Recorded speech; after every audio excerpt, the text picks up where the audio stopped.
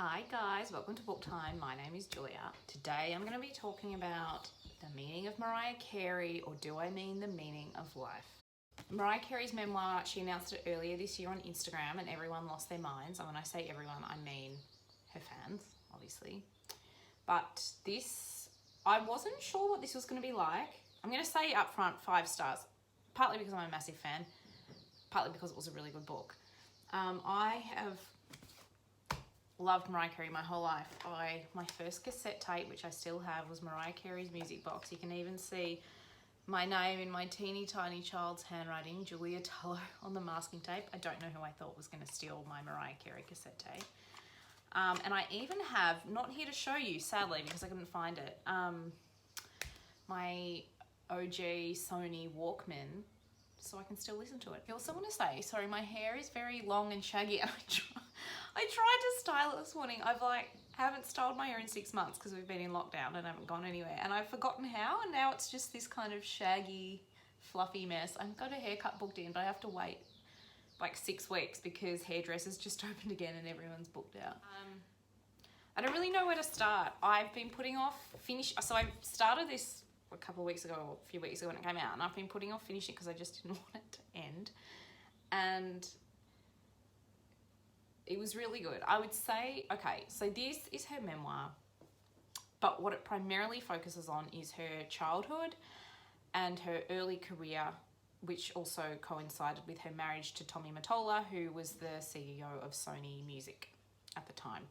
He was also 21 years older than her, and it was a really abusive relationship, which people didn't really, I think people sort of suspected at the time, but we didn't really know. And this is her sort of saying her piece, because after that marriage,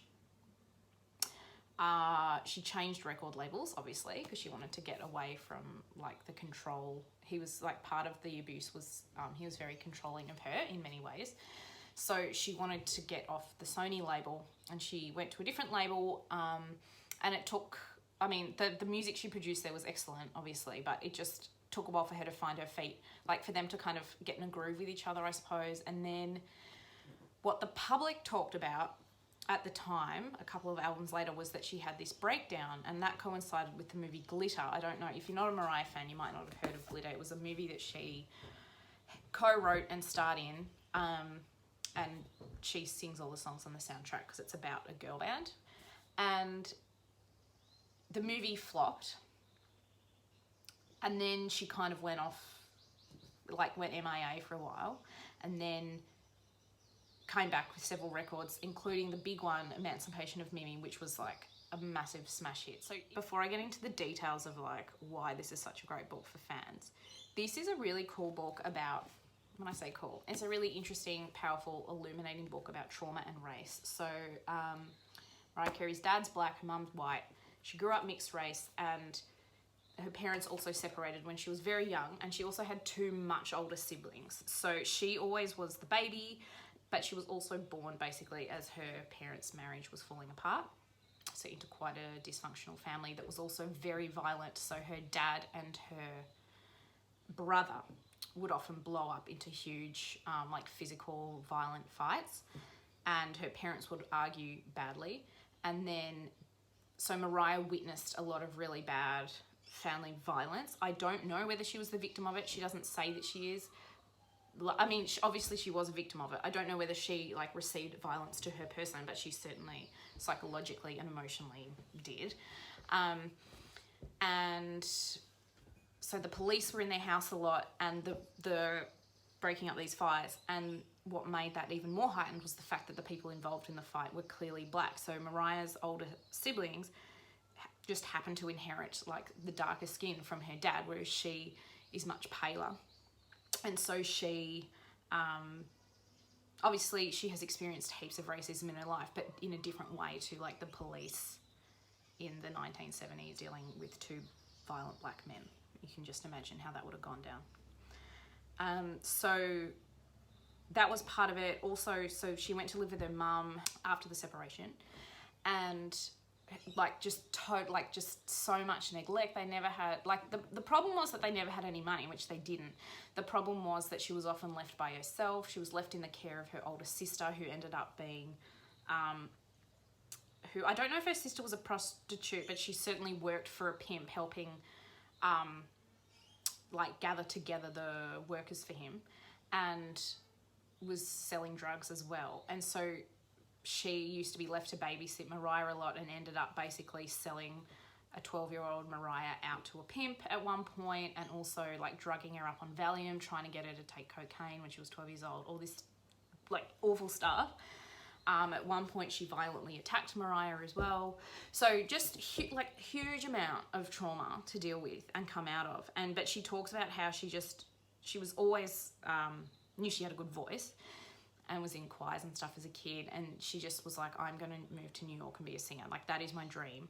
And she was like, holding on to that dream is what got me through my early years, because I had nothing else. I never felt safe. I never felt loved. And she like always had clothes that were too small for her, because they partly because they didn't afford it, but partly because it sounded like her mum, you know, wasn't in a good space to care for her properly. Just like huge amounts of trauma. And then going from that to becoming like multi-million-dollar megastar overnight, basically. And then so she talks about like how great it was to be able to afford clothes and food and stuff. A house that was not falling apart and like rat infested. But then into like a very abusive, controlling marriage. So with Tommy Mottola, which I'll talk about soon. So like she's just come through so much. And so to hear her talk about that, and then she also goes through the ways in which certain incidents or like recurring themes, I guess, in her life have influenced her song lyrics, and talks really specifically about that. It is so cool. Like, I just had no idea.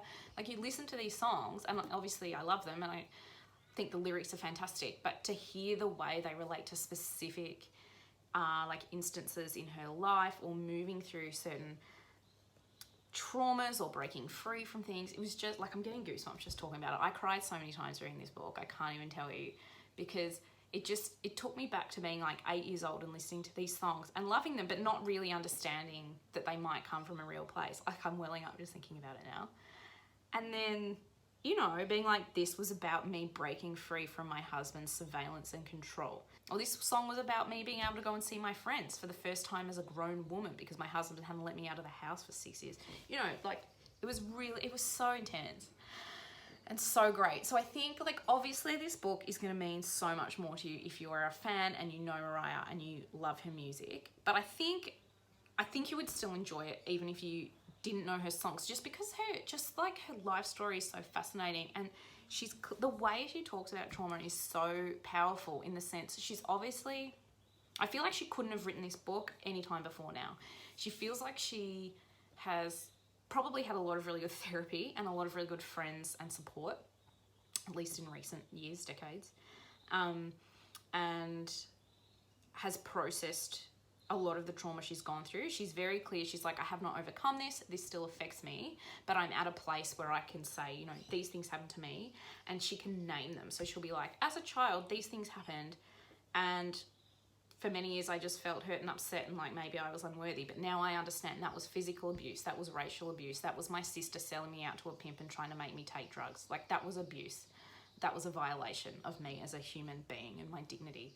So the fact that the way she can name these things and speak about the trauma in her marriage too, I feel like is really powerful and helpful, because she can say, look, I went through these things, I have processed them, I can name how bad they are, and they still affect me, but because I can like have that distance and that ability to see them for what they are, I can also move forward with my life. Which I just think is, it's really powerful. And that's what I mean. Like, I don't think she could have written this book 10 years ago when she was still sort of in the throes of working all this stuff out. So anyway, but if you are a fan, this book helps contextualize everything that happened in that period. Like, I cannot understand how much more sense so much more stuff makes. For example, okay, let's get going. After Music Box, so she had 2 studio albums, a live album before this, then the Christmas album came out, which we all know, All I Want for Christmas Is You, that was very popular. After that she had Daydream with the fantasy hit song, everyone knows that one.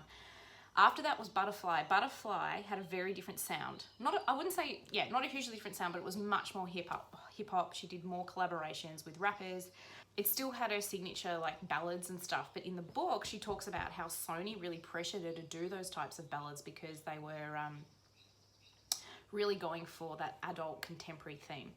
But because Mariah Carey is a woman of colour, which you may not know, and this is another thing that the book helped put into place, she identifies as mixed race, and she found that a huge struggle growing up because her parents separated and she felt she was never white enough for her mum or the neighbourhoods in which they lived, which were like very white suburbs. And then she also wasn't black enough for the black side of her family, and she never had anyone to teach her how to look after her hair, which wasn't exactly like the hair of the black family, but also was nothing like the hair of her white family. It was so, you know, her hair has been a huge source of insecurity for her, and that is why. So this is like very rambly, but that is why not on this one, but I'll put in some cutaways of her other albums. She often has her hair blowing out like she does in this, like she does in the book. And that's another thing I love about the book, is that the cover is just exactly like what she would choose from an album.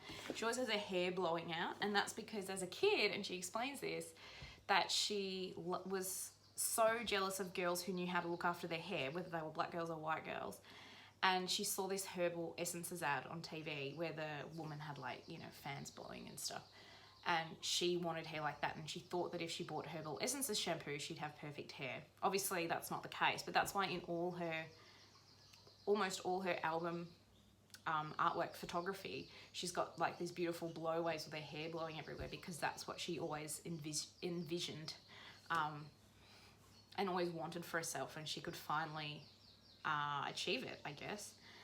And so anyway, back to the fact that she is a woman of colour. She was presented as white, like her blackness was not spoken about. And she talks about that, about how the Sony label pressured her to be less urban, and how Tommy Mottola like wouldn't let her straighten her hair because he thought it didn't look natural when it was straight, and it made her look more black because it looked like she was a black woman trying to straighten her hair, as opposed to just an olive-skinned white woman with very curly hair. It was incredible. They didn't want her to do remixes. They didn't want her to like liaise with rappers. Like Tommy Mottola used to come pick her up early from the studio so she wouldn't be able to record all night long. And that was partly just because he was controlling and wanted her with him, but also because, yeah, he wanted like creative control too, and didn't want her like succeeding not on his terms. And she talks about how he was not familiar with like the way that hip hop and rap and R&B was becoming exceptionally popular in the mainstream, and how she could see that was the direction music was headed, but he like wouldn't let her go there. So when the Butterfly album came out, circle to that, that's why the sound changed, because their marriage was ending basically at that point, and she was starting to break free. And so after that, that's when you start getting the hip hop sound like really clearly through all her work, and the collaborations are much stronger and everything. So that was one piece that fell into place. Another one was the way that glitter wasn't, like, I remember when my friend Claire and I were massive Mariah fans when we were little, and we also went to see her live together as adults, which was amazing because Mariah like never comes to Australia. And in fact, the first time she came to Australia when we were 12 or 13 years old, she cancelled her show because she had laryngitis, and it was like devastating. Anyway, that's an aside. So Claire and I loved Mariah when we were little, and so when we heard Glitter was coming out, we were really excited. But then there was no, like, I don't even know, I'm sure it had a cinematic release here, but we didn't hear about it. It wasn't publicised. It was very off the radar. And she talks again about this campaign. So she'd left Sony by then and was with Virgin. And she talks about this campaign basically that Sony ran to sabotage Glitter, partly because Tommy Mottola and Sony still owned some of the rights over the Glitter film and its production and content, and so she was not allowed a lot of writing freedom, and you know, there was no romance allowed in the film, nothing flirty, nothing sexy, you know, because Tommy Mottola was still trying to control her from afar. But also when the soundtrack was about to come out and the album was launched and stuff, they were sending people into record stores to take down, like, you know, they'd have like cardboard cutouts of Mariah advertising the soundtrack, and they would go in and remove them from the stores and all this stuff. And that's when her mental health really and anxiety started to decline, basically. And she wasn't able to promote it. And she talks about, so Sony was sabotaging the campaign, but the new label also was a newer label. They weren't used to having such popular mainstream artists at that point. And so they weren't able to promote it in the same way that maybe Sony would have had she still been with them. I was like, that totally explains why Glitter was never as publicized. It was just so fascinating. And then it talks about, like, I remember how at the time, so after Glitter came Rainbow, or maybe Rainbow came first, but anyway, there was Rainbow, which is the album with Heartbreaker single, which he did with Jay-Z, and that's quite a popular song. Most of you will probably know that if you're not fans. Obviously you will if you're fans. And then the Charm Bracelet record, and Charm Bracelet was, again, not super popular. I mean, it was popular, but it wasn't, in Australia at least, it wasn't like her other albums, which just skyrocketed to #1. I think it did well, and everything of hers always does really well in the US. And, but again, that's because her mental health was so low. And she talks about, like, you know, we heard at the time, referring to Claire and I, that she'd had this breakdown, like whatever that means, which we assumed was because she'd ended, well, I assumed, I'm not sure what Claire thought, she'd ended her marriage and, you know, it was a hard time, which is the truth. It was very traumatic for her. But also because her family, like her mother and her brother, were basically trying to get her, what she has come to realize is they were basically trying to pressure her to enter like a psych hospital, like I don't know what the word, like a psych hospital, basically, where you sign yourself in, but then you have to stay there till you're better, which are absolutely, like, good for helping people get better. But they kind of, her brother tricked her twice into signing into these when she was very vulnerable, and she managed to get out okay, probably because she's very rich and could afford very good lawyers and doctors and stuff. But yeah, so essentially what was reported as Mariah going to stay in these, like, maximum security psychological hospitals was actually her being tricked into them. And it was just so fascinating to be like, well, that just makes so much sense. Like, it just explains why there was this, where she disappeared for this period of time. And, like, her interviews, like, she was mentally unwell. She had bad anxiety. Sounds like she had bad depression. She had PTSD from a highly abusive childhood and adolescence. And then also from her brother trying to trick her into institutions on 2 separate occasions. So she was unwell, but the way it was reported at the time was like, Mariah Carey's this crazy woman, and, like, no one kind of took her seriously for a long time after that. And I think there's still echoes of that today, that she's not quite taken seriously. She's sort of a diva, and, like, she is a diva. She has a whole chapter about divas. She loves, like, diamonds. So she's the first to admit that she is an absolute diva, but I think there was sort of this, like, she's a bit of a joke rhetoric in the media, and then she kind of redeemed herself with the Mimi album, which was, you know, super popular. And since then she's released a whole bunch of albums which have been popular in various degrees.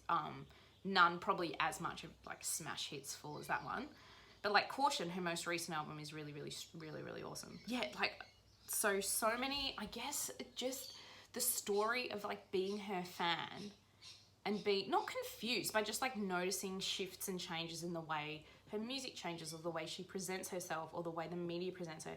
It all just sort of makes so much sense now that we have finally got to hear her side of the story. And in the introduction, she talks about how everything for, like, the last 30 years has been filtered through the media, and now she can tell her own story. And it really does, like, it sounds corny, but it really does feel like that for someone, like, and I'm sure any other fan would agree. That's exactly what it feels like. It just feels like everything makes sense now, like the good and the bad, and it's really, really cool. It's a good book. This was a long rant, but I love Mariah Carey, and I'm going to go listen to some of her music. I listen to her music every day. I told that to a girlfriend recently. She was like, really? And I was like, yeah. And it's not like I feel like, oh, I must listen to Mariah every day. I just love her songs. So, I mean, I listen to heaps of different music throughout the day, but I'm always, like, I always add a Mariah Carey song to my favourite Mariah Carey song, which is Vanishing from her first album. I always add that to any playlist I make on Spotify, even my kids' playlists, like of children's songs. I'm like, I'll just chuck that in so I get to listen to something good. Anyway, I sound a little wild talking about these things, so I'm gonna go and finish my coffee and do some work. But I just had to make that video and say all these things and get it off my chest. Okay guys, bye.